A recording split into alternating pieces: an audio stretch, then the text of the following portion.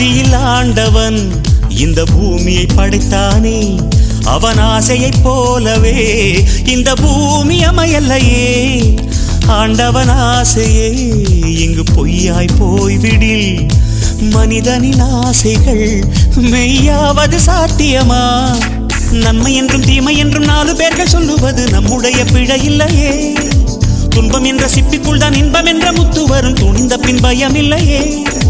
கண்ணீர் துளியில் வைரங்கள் செய்யும் கலைகள் கண்டு கொள். காலுக்கு செருப்பு எப்படி வந்தது, முள்ளுக்கு நன்றி சொல். புயல் மையம் கொண்டால் மழை மண்ணில் உண்டு, எந்த தீமைக்குள்ளும் சிறு நன்மை உண்டு. ஓ